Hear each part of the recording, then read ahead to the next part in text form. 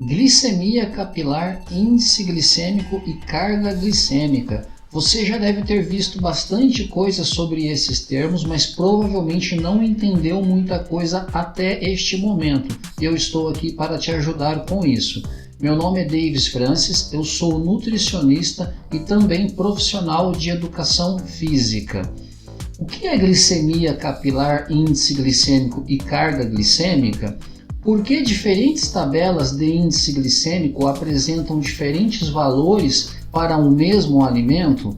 Como é feito o cálculo para encontrar o índice glicêmico e a carga glicêmica? O que é mais importante, índice glicêmico ou carga glicêmica? Nós vamos aqui, eu e você, tratar desses termos desde o emagrecimento até o diabetes, percorrendo por algumas outras aplicações de forma um pouco mais rápida. Mas antes, eu gostaria de pedir para que você se inscreva no canal, ative o sininho de notificação. Isso é muito importante para que todas as vezes que eu publicar um novo vídeo no canal, você já seja notificado e possa assisti-lo. E também deixe seu like para que cada vez mais o YouTube recomende esses vídeos para outras pessoas, que elas também possam aprender e com isso o canal a crescer cada vez mais. O que é glicemia? A glicemia nada mais é que a medida da glicose na corrente sanguínea. E o que seria a glicose na corrente sanguínea? Poderíamos dizer que é o açúcar que percorre dentro da nossa corrente sanguínea. É a energia, é a principal fonte de energia das nossas células. E quais são os níveis mais adequados de glicose? Existem dois momentos para se verificar de maneira adequada esses níveis de glicemia. Um deles é em jejum e o segundo é 2 horas após uma refeição.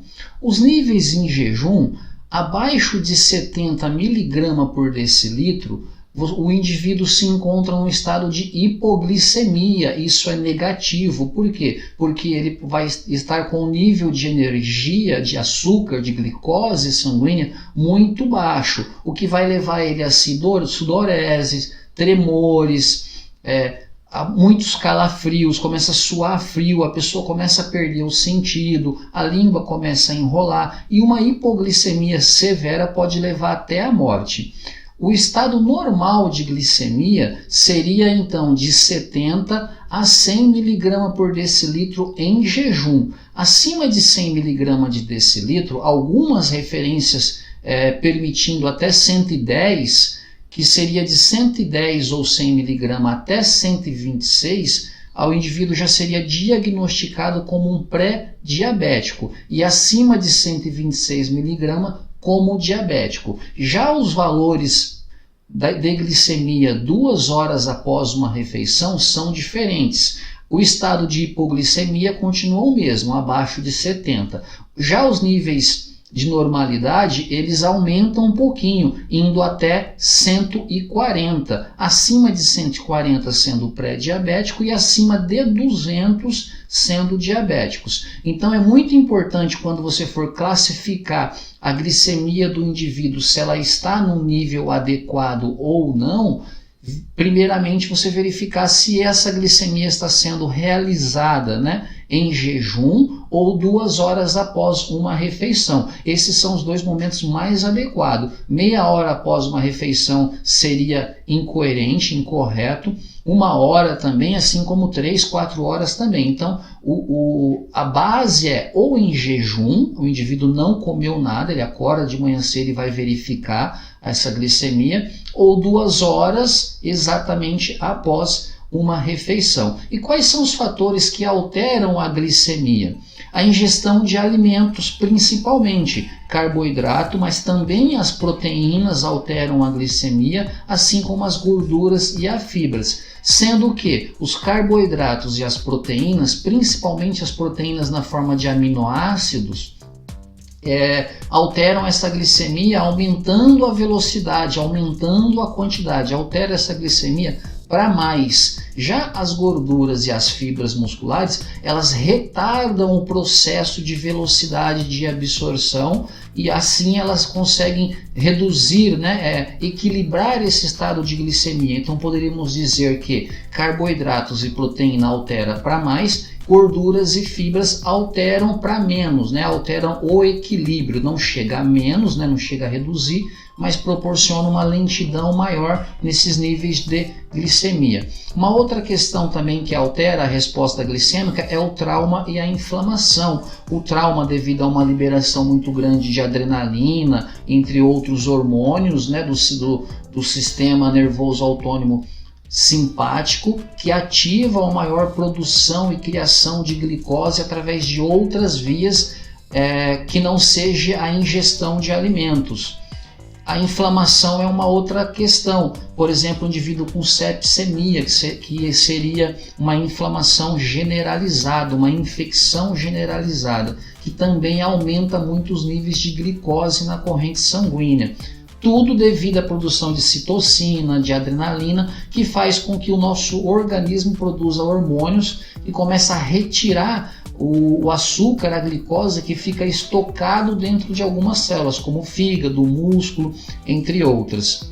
O estresse, tanto o estresse físico como o estresse emocional, também vai alterar o estado de glicemia do indivíduo, basicamente pelos mesmos motivos que é o trauma e a inflamação, também devido à produção de alguns hormônios, e a função pancreática principalmente, porque o pâncreas é o principal órgão responsável pelo controle da glicose sanguínea, porque a glicose sanguínea ela é transportada para dentro das células do corpo através de um hormônio chamado insulina, a insulina que é produzido pelo pâncreas. Então, toda vez que há um aumento da glicose sanguínea, o pâncreas detecta esse aumento de glicose e produz o hormônio chamado insulina. Essa insulina vai pegar essa glicose e vai transportar, vai ajudar no transporte celular dessa glicose para dentro da célula. E agora, o que é índice glicêmico e carga glicêmica? São medidas que trazem informações qualitativas e quantitativas dos alimentos. São classificados como baixo, médio e alto. Quanto mais alto, maior o impacto do aumento da glicose sanguínea. Esse impacto tem uma relação direta com a quantidade e velocidade de absorção desse alimento.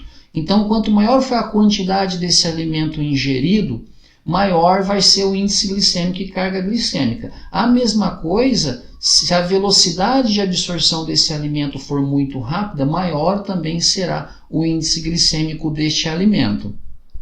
Mas você só vai entender de verdade quando compreender como se determina o índice glicêmico de um alimento e como é calculado a carga glicêmica de uma porção deste alimento.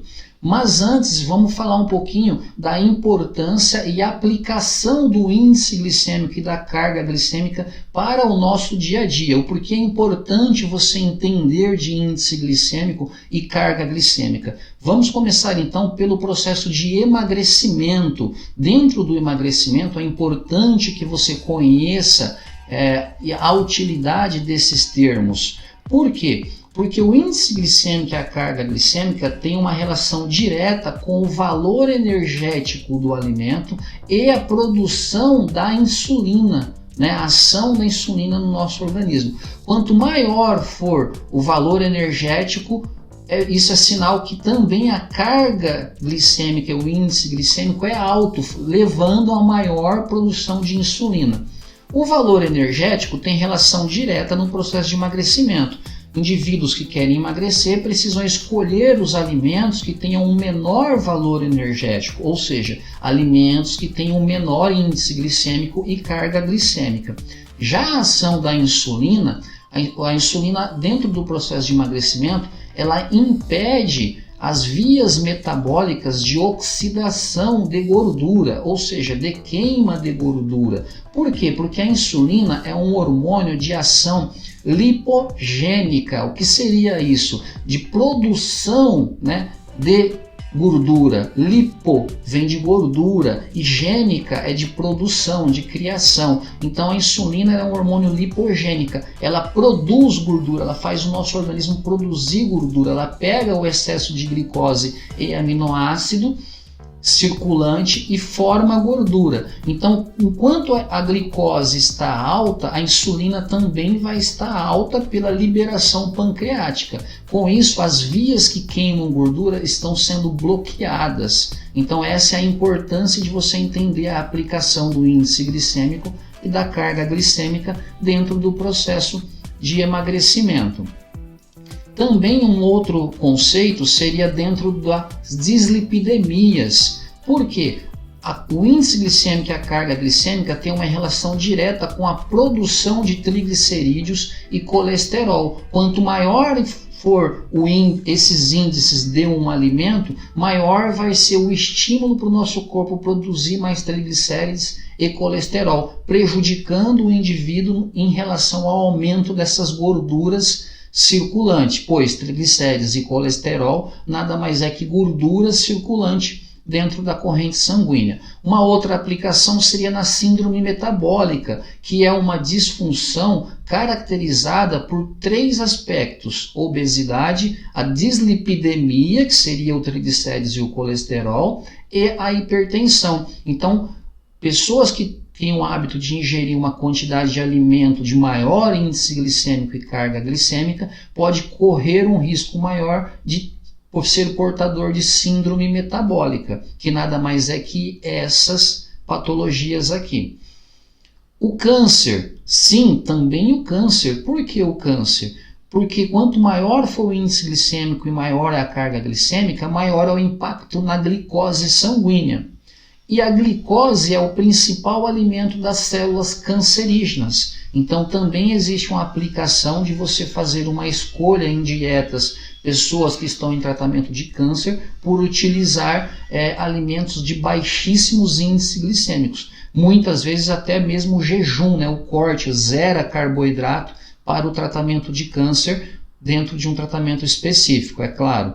Uma outra aplicação, uma das mais famosas e conhecidas, é dentro do diabético, onde a hiperglicemia, por que o diabético ele fica com hiperglicemia? Porque ele tem uma disfunção no pâncreas ou ele tem uma resistência, uma intolerância à glicose. A disfunção pancreática faz com que ele não libere o hormônio insulina, que é o hormônio de captação de glicose.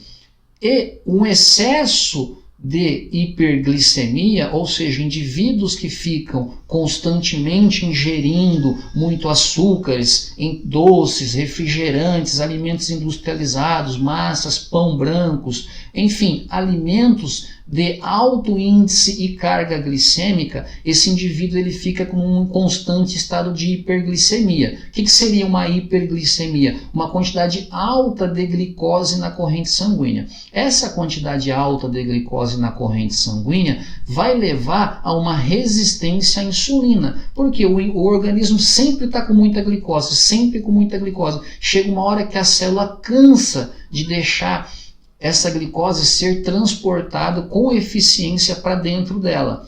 Isso vai levar a uma intolerância à glicose, onde a glicose não consegue mais entrar na célula.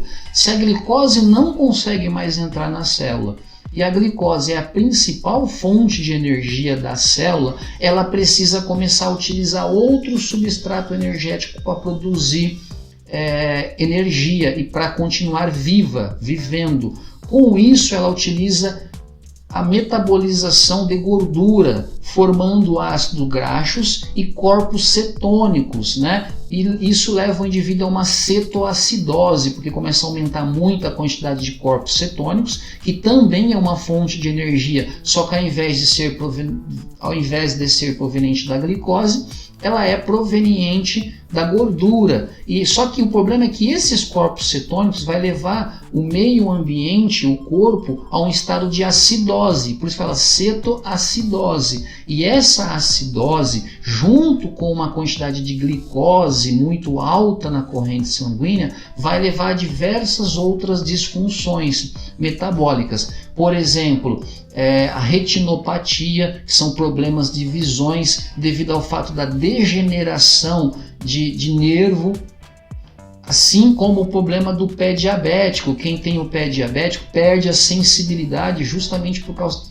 do dano causado aos nervos periféricos. Com isso a pessoa não tem mais sensação e também não tem cicatrização, porque a hiperglicemia ela reduz a ação da vitamina C na célula dentro do processo de cicatrização e produção de colágeno. Então, a cetoacidose leva a diversos problemas, assim como o endurecimento de vasos sanguíneos, entre outras, as diversas características e problemas do diabético. Então é muito importante entender do índice glicêmico, desde o processo de emagrecimento até mesmo lá no diabético, passando pelo câncer, síndrome metabólica, dislipidemia, problemas cardiovasculares, entre outros que eu não citei aqui, ok? E como saber o índice glicêmico e a carga glicêmica dos alimentos? É feito o uso de tabelas de índice glicêmico. Existem já diversas tabelas de índice glicêmico. Essa daqui, por exemplo, é uma tabela complementar de quantidade de glicemia, de índice glicêmico dos alimentos. É uma tabela complementar da tabela brasileira de composição de alimento de 2019. Eu vou deixar aqui na descrição a referência, o link para essa tabela. Para quem tiver mais curiosidade, é só ir lá na descrição e procurar e clicar que você vai ter acesso a essa tabela. É um material bem legal. A segunda tabela é uma tabela que foi publicada no dia 6 de janeiro de 2020 pela Escola de Medicina de Harvard, que mostra o índice glicêmico de mais de 62 tipos de alimento. Eu também vou deixar aqui na descrição, tá ok? E como as tabelas de índice glicêmico são construídas?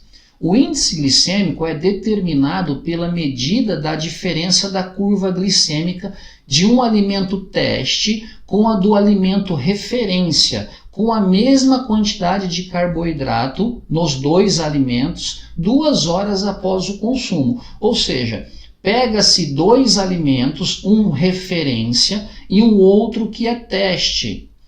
Os dois precisam, a porção utilizada, ingerida desses dois alimentos precisam conter a mesma quantidade de carboidrato. E 2 horas depois se verifica o índice glicêmico, o quanto aumentou de glicemia um alimento em comparação ao outro. A diferença é a quantidade de índice glicêmico. O alimento referência, quase sempre, 95% dos estudos, é utilizado a glicose como alimento referência.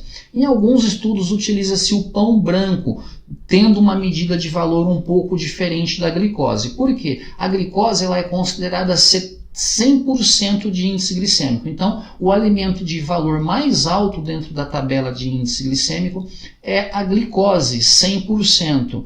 E os demais alimentos testes são uma referência desse 100%. Então, nesse exemplo aqui, nós podemos verificar um alimento hipotético X que foi ingerido, ele teve um aumento na quantidade de glicemia e 2 horas depois, esse ponto vermelho, foi coletado a glicemia, que deu 95%. Na glicose, na mesma quantidade, lembra que se nesse caso aqui foi ingerido, por exemplo, 20 gramas de carboidrato, o teste de glicose também tem que ser com 20 gramas de carboidrato. E aí chegou-se 2 horas depois a um índice de glicêmico de 110. Como é feito o cálculo? Se eu afirmei que a glicose ela é 100%, então 110 de glicemia, 110, é igual a 100%. E quanto é 95% então do alimento teste? É o X, e eu aplico aqui a regra de 3 simples. 95 vezes 100 dividido por 110, igual a 86,3. Ou seja, esse alimento testado, ele tem 86% de índice glicêmico. E isso é realizado não só com um indivíduo. pega-se a glicose e o alimento teste e faz esse teste em vários indivíduos, 10, 15, 20, 30, 50 indivíduos, e no final verifica-se uma média, faz-se uma média e determina ali o valor dentro de uma tabela. É assim que as tabelas são construídas, tá? E por que as tabelas apresentam diferentes valores de índice glicêmico para o mesmo tipo de alimento? É muito comum, se você for dar uma pesquisada, você pegar as tabelas e elas apresentarem diferenças para o mesmo tipo de alimento. O índice glicêmico varia um pouquinho para mais ou para menos de acordo com uma tabela com o outro. Isso é muito normal. Por quê? Devido a dois tipos de fatores. Um é devido às características dos alimentos testados e o segundo é devido às características dos indivíduos estudados. Dentro das características dos indivíduos, dos alimentos testados, nós vamos verificar então o solo, o tempo de colheita e o amadurecimento desse alimento. Sim, o solo seria um solo mais fértil, menos fértil, se esse alimento demorou mais tempo para ser colhido no pé, ele absorveu mais carboidrato, ele formou ali na planta mais carboidrato através dos nutrientes da terra, da água, né, e da fotossíntese, foi produzindo carboidrato. Então tudo isso vai modificando, assim como o amadurecimento. Alimentos que estão muito maduros, porque foi colhido há bastante tempo e já amadureceu muito, eles têm um índice glicêmico menor, são mais doces. Isso é perceptível numa fruta, por exemplo. E quando essa fruta está mais verde, o alimento é mais verde, ficou menos tempo no pé ou foi colhido recentemente, ele tem um índice glicêmico maior. Isso acontece muito com a banana. Por exemplo, a banana verde, né, a biomassa de banana verde, ela tem um índice glicêmico alto. Já a banana, ela tem um índice glicêmico moderado. Por que isso? Qual é a diferença da banana? Simplesmente o tempo de colheita. Uma foi colhida ainda verde e a outra já estava madura. Simplesmente isso já mudou o índice glicêmico. Uma outra característica é a variedade do alimento. Uma maçã, será que é a maçã gala, a maçã argentina, a maçã Fuji? A variedade do tipo de alimento também altera, então tem que prestar bastante atenção na tabela quanto à variedade. Um outro fator é o modo de preparo deste alimento. Ele foi verificado o teste, o alimento teste tinha casca ou não tinha casca? Ele era cru ou ele era cozido? Por exemplo, a cenoura crua, ela tem um índice glicêmico baixo. Já a cenoura cozida, o índice glicêmico dela fica moderado. Então já tem uma diferença. E a temperatura que esse alimento foi preparado. Se ele foi preparado numa temperatura maior e ficou ali no cozimento por maior tempo, o índice glicêmico dele vai se tornando cada vez mais baixo. Quanto às características dos indivíduos estudados, a individualidade biológica, por exemplo, muito estudado nos dias de hoje na genética, né? Mostra que cada indivíduo tem uma resposta diferente, aonde muitas vezes o indivíduo precisa ser testado. Um trabalho feito, por exemplo, com diabéticos mais a fundo, muitas vezes o nutricionista não utiliza somente uma tabela de índice glicêmico, mas cria-se uma tabela de índice glicêmico individual para aquela pessoa. Mas como assim, Davis? Exatamente, você coloca o aparelho, né, que fica 24 horas por dia, 12 horas ao longo do seu dia ali captando os seus níveis de glicose, e você vai ingerindo um alimento e anota qual alimento você ingeriu. 2 horas depois é verificada a glicemia e você vai fazendo isso com diversos alimentos, você vai criando uma sua própria tabela. Por que esse é o melhor meio? Porque você realmente tem uma tabela individualizada para o seu paciente. A pessoa tem uma tabela dela, porque pode ser que a resposta com a outra pessoa daquele mesmo alimento seja outro. O que eu estou querendo dizer é que muitas vezes um arroz integral pode ter um nível de glicemia alto, um índice glicêmico alto para uma pessoa e ter uma resposta glicêmica baixa em outra pessoa. Quando você vai simplesmente pela tabela, a resposta é igual, você vai considerar que a resposta é igual para todo mundo. Por isso que é testado várias pessoas né, ao produzir uma tabela e verificado uma média, mas dentro dessas pessoas testadas, algumas têm uma resposta mais alta e outra mais baixa. Então a individualidade biológica é bastante importante e altera muito o índice glicêmico de um alimento. A idade, o sexo e hábitos alimentares. Se a pessoa já é acostumada a ingerir alimento de alto índice glicêmico, a resposta glicêmica dela de determinado alimento é uma. Se ela tem o hábito de ingerir alimentos de baixo índice glicêmico, mais saudáveis, a resposta dela quando ela ingere algo que tem mais açúcar, mais glicose, é muito maior do que no primeiro exemplo. Então imagine só, dentro de um laboratório, de uma análise de estudo científico, você levar em consideração todas essas alterações características, tanto do alimento como do indivíduo, e fazer com que seja exatamente igual ao meu grupo de pesquisa dentro da USP com o grupo de pesquisa de uma outra universidade. Então, por isso que essas tabelas são um pouquinho diferentes uma das outras. E a classificação do índice glicêmico? Como que ela é feita? Ela é feita de duas formas e aqui precisa se ter bastante atenção. Por quê? Quando o alimento referência é a glicose, que considera-se 100% de índice glicêmico, a classificação é essa coluna aqui, ó, aonde abaixo de 75 o índice glicêmico é baixo, de 76 a 94 o índice glicêmico é médio e de 95 para cima o índice glicêmico é alto. Já essa segunda coluna aqui está mostrando a classificação do índice glicêmico quando o alimento referência é o pão branco. O pão branco dentro da tabela de índice glicêmico não é considerado 100%.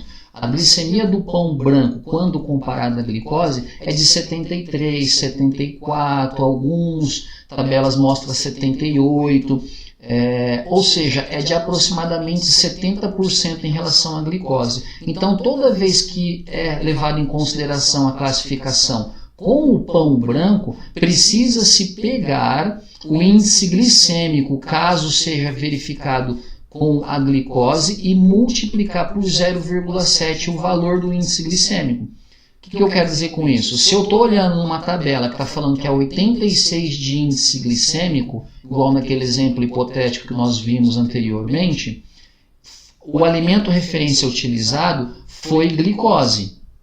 A glicose, para ser alta, ela é acima de 95, né? Os valores são todos diferentes. Se eu vou classificar aqui dentro, eu tenho que pegar 86% vezes 0,7. O valor que dá, aí eu vou classificar se ele é baixo, médio ou alto aqui dentro da classificação do pão.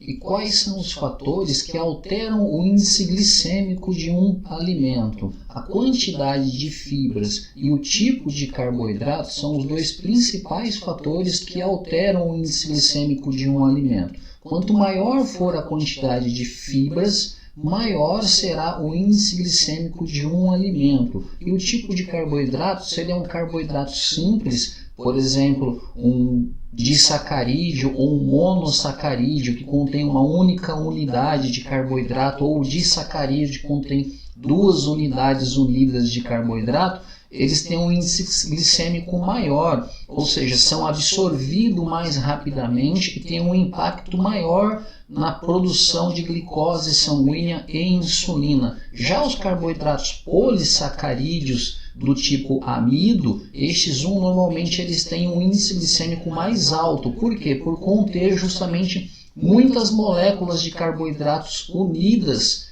umas às outras, né? Então, polissacarídeo, o poli vem de uma cadeia grande de sacarídeos unidos, demorando mais tempo para ser absorvidos. Então, essas são as duas características principais que alteram o índice glicêmico de um alimento. E como saber se um alimento tem um alto ou baixo índice glicêmico, mesmo sem ter uma tabela? O objetivo desse vídeo aqui não é fazer com que você conheça índice glicêmico e carga glicêmica para ficar carregando tabela para todo lugar e verificando aquilo que você come, muito menos ficar calculando carga glicêmica o tempo todo. O objetivo de entender o conceito de índice glicêmico e carga glicêmica é para que você possa utilizar isso de uma maneira geral no seu dia a dia.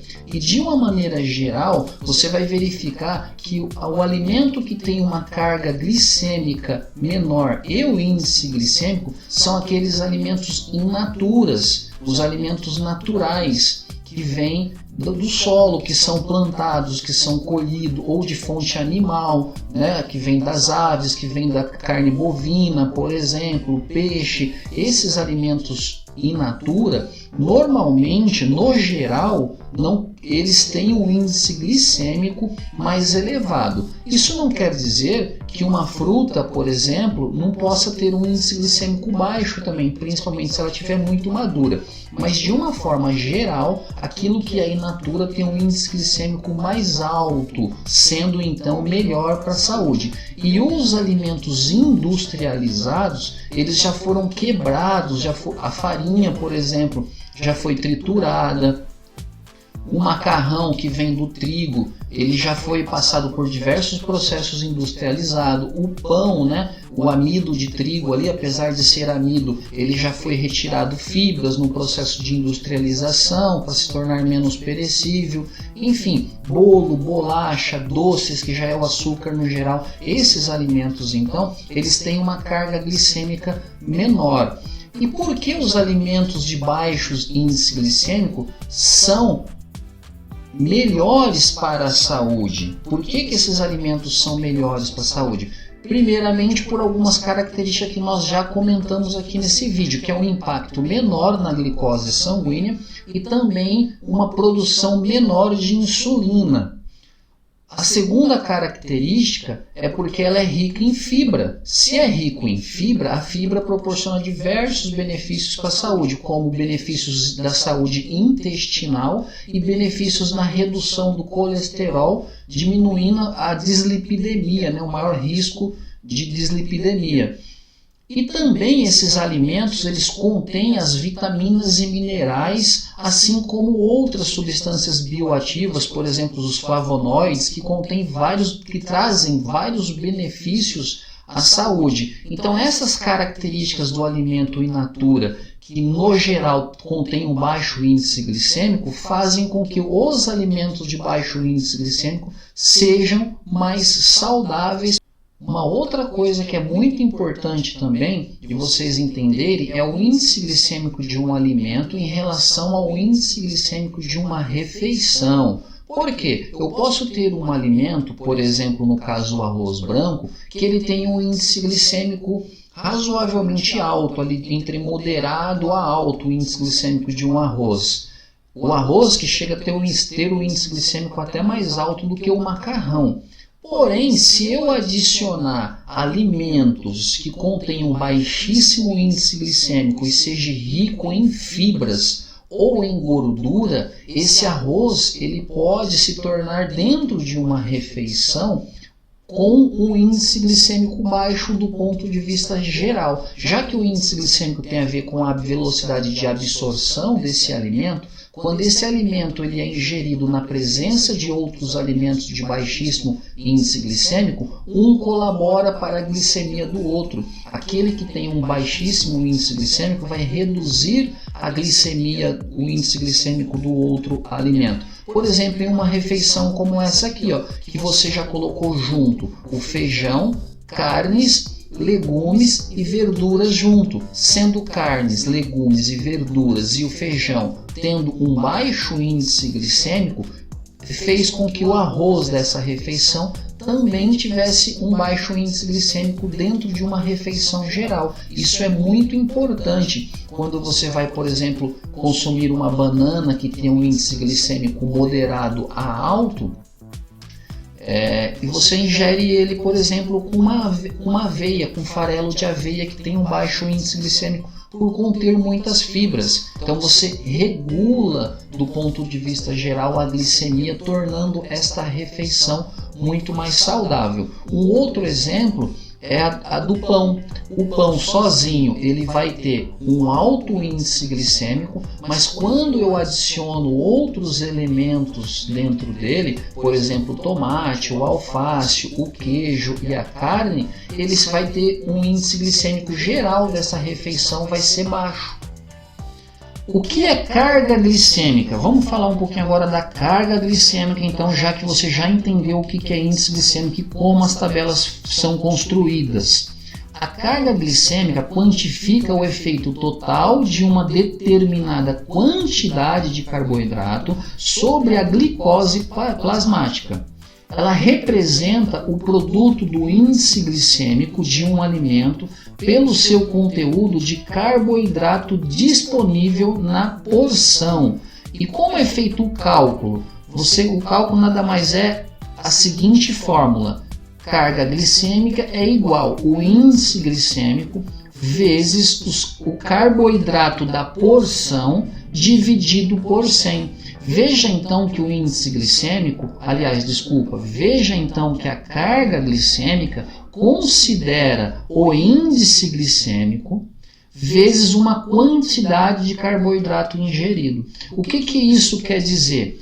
Que apesar do índice glicêmico ser o mesmo para todos os alimentos, o carboidrato que eu posso ingerir pode ser maior ou menor de acordo com a quantidade da porção daquele alimento. Se eu colocar um carboidrato maior, o índice glicêmico automaticamente vai ser maior. E o inverso também é verdadeiro.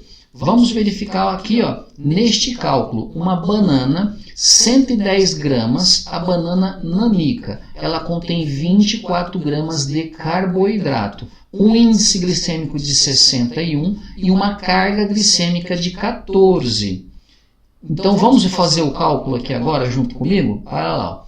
Carga glicêmica igual índice glicêmico, que é de 61, coloquei o 61 aqui, vezes quanto de carboidrato que ela tem? 24. 24, aí dividido por 100. Carga glicêmica igual 1464 dividido por 100. Carga glicêmica igual a 14,64. Se você estiver aí na sua casa e pegar a calculadora e realizar esse cálculo, você vai ver que bateu certinho. Porém, se eu consumir uma quantidade maior, ao invés de 110 gramas, eu consumir uma quantidade de 200 gramas, o índice glicêmico vai ser o mesmo, vai ser 61. Porém, a hora que eu calcular aqui, a quantidade da porção vai ter mais carboidrato, então a carga glicêmica vai ser maior. Aí eu vou responder para você então, o que é mais importante, a carga glicêmica ou o índice glicêmico? A carga glicêmica é muito maior, nós vamos ver daqui a pouquinho o porquê. Aqui nesse exemplo, a classificação de 14,64 da carga glicêmica foi média, porque a classificação da carga glicêmica ela é outra classificação diferente do índice glicêmico. A carga glicêmica abaixo de 10 ela é considerada baixa. Entre 11 a 19 é média e maior que 20 ela é alta. Essa é a carga glicêmica individual por porção. Por que eu estou dizendo isso que é a classificação individual por porção? Porque existe uma classificação individual diária. Então é a classificação diária para diabéticos, aonde abaixo de 80 e não de 10 é baixo. Entre 80 e 100 é médio, acima de 100 é alto. Então pode ser que você vai lá na internet, chegue na literatura e fale, nossa, mas a classificação é diferente. Você tem que verificar se a classificação é por porção ou é uma classificação diária, tá ok? E o que é mais importante então? Índice glicêmico ou carga glicêmica? Ou a carga glicêmica. Por quê? Vamos verificar nesse exemplo aqui, A aveia em flocos. O índice glicêmico da aveia ela tem 39 de índice glicêmico, ou seja, é um índice glicêmico baixo.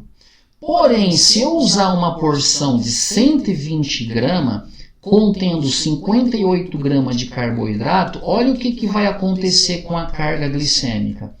Carga glicêmica, estou fazendo o cálculo, se você tiver com a calculadora aí, vem junto comigo.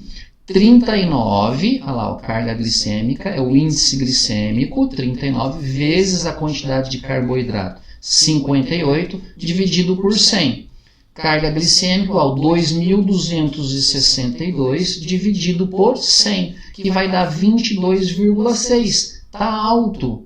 Então, por mais que o alimento tenha um índice glicêmico baixo, se ele for ingerido numa porção grande, você corre o risco de ter uma carga glicêmica alta. E o impacto dessa carga glicêmica alta na corrente sanguínea vai ser elevar a sua glicose sanguínea.